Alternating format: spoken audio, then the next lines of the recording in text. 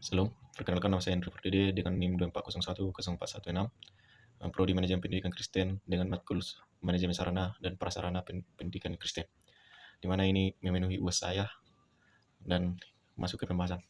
Yang pertama yaitu definisi. Di sini saya akan menjelaskan definisi manajemen sarana dan prasarana pendidikan Kristen, di mana manajemen sarana dan prasarana pendidikan Kristen itu adalah proses di mana perencanaan dibuat, pengadaan, penggunaan, pemeliharaan, inventarisasi, dan pengawasan seluruh fasilitas pendidikan yang digunakan untuk menunjang proses belajar mengajar berdasarkan nilai-nilai Kristen.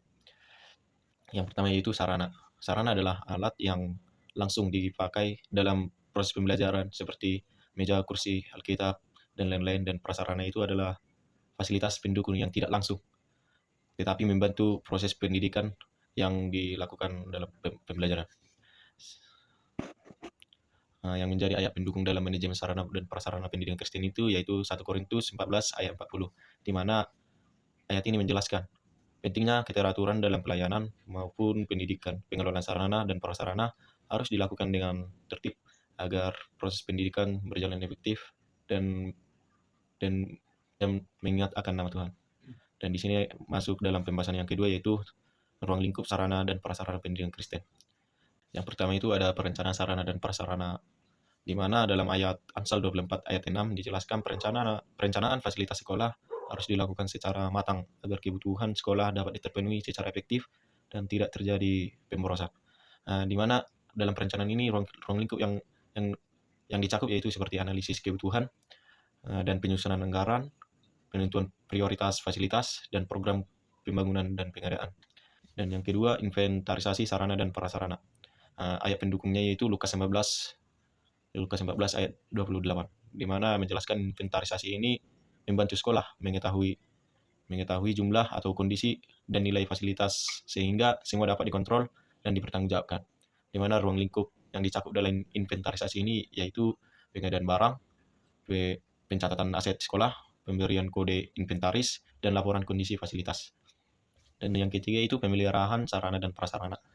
Ayat pendukungnya itu Keluaran 22 ayat 9, di mana ayat ini menekankan bahwa tanggung jawab terhadap barang milik bersama atau fasilitas sekolah harus dipelihara agar tidak layak dipakai dan tidak cepat rusak.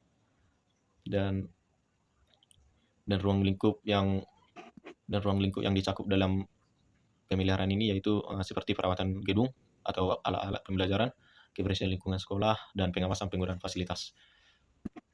Pembahasan yang ketiga itu definisi manajemen ruang kelas pendidikan Kristen SMP dan tujuannya, di mana manajemen ruang kelas pendidikan Kristen adalah proses mengatur lingkungan belajar agar tercipta suasana tertib, aman, nyaman, disiplin, dan berpusat pada Kristus sehingga peserta didik dapat berkembang secara akademik maupun rohani. Di mana tujuan manajemen ruang kelas ini yaitu yang pertama menciptakan ketertiban.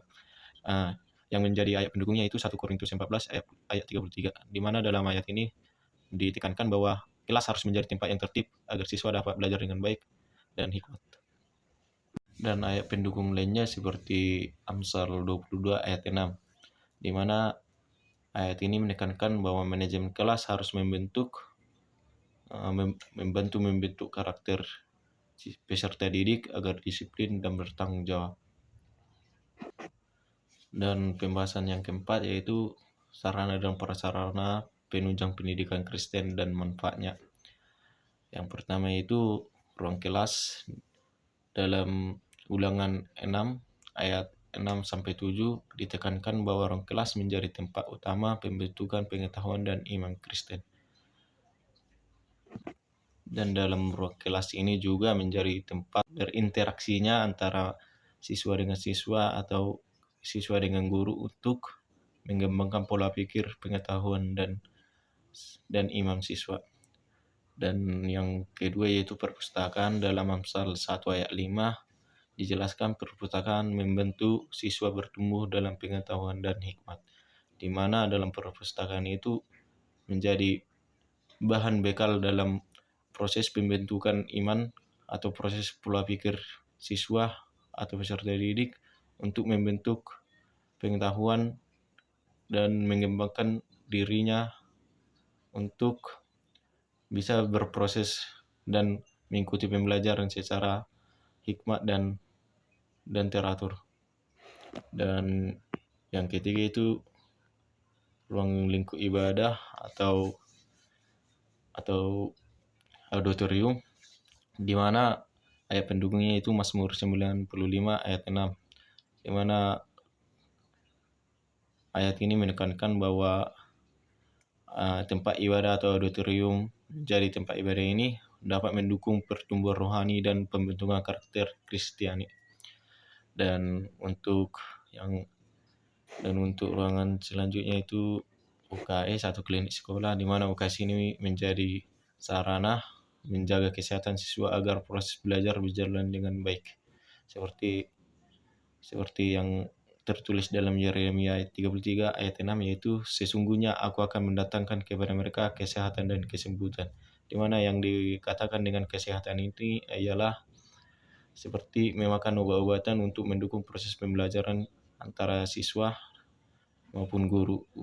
Dan kesembuhan ini menjadi batin untuk memperkuat batin siswa dan guru dalam proses pembelajaran yang ada di ruang kelas. Dan pembahasan yang kelima yaitu manajemen sarana dan prasarana UKS atau klinik sekolah berdasarkan Yeremia 33 ayat 6. Dalam ayat Yeremia 33 ayat 6 sesungguhnya aku akan mendatangkan kepada mereka kesehatan dan kesembuhan. Di mana ayat ini menunjukkan bahwa kesehatan merupakan bagian penting dalam kehidupan manusia.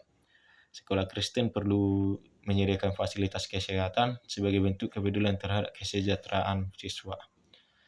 Di mana dalam fasilitas yang harus disediakan di UKS atau klinik sekolah yaitu yang pertama tempat tidur pasien atau tempat tidur untuk siswa yang sedang sakit, di mana siswa dapat membutuhkan istirahat sementara untuk memulihkan atau bisa memulihkan dirinya untuk mengikuti proses pembelajaran selanjutnya. Dan selanjutnya yaitu kesembuhan seperti obat-obatan untuk memenuhi proses persembuhan untuk siswa yang keadaan sakit. Dan yang selanjutnya itu pertumbuhan seperti alat-alat medis untuk memudahkan apa saja yang dibutuhkan, alat-alat yang dibutuhkan untuk memenuhi proses perkembangan untuk menyembuhkan sakit pada siswa yang mengalaminya. Dan selanjutnya itu kesejahteraan di mana siswa yang mengalami sakit tidak langsung diberikan obat, tetapi juga diberikan makanan-makanan ringan atau minuman untuk proses kesiapan tubuhnya dalam memenuhi asupan-asupan untuk mendukung untuk berproses perkembangan yang dilakukannya. Dan selanjutnya itu keamanan. Dalam UKS itu harus disediakan keamanan seperti kursi roda bagi siswa atau peserta didik yang mengalami kecelakaan ringan di sekolah. Dibutuhkannya kursi roda untuk dapat memudahkan atau mengefisiensikan proses persembuhan peserta didik. Demikianlah hasil pembahasan yang saya terangkan. Terima kasih.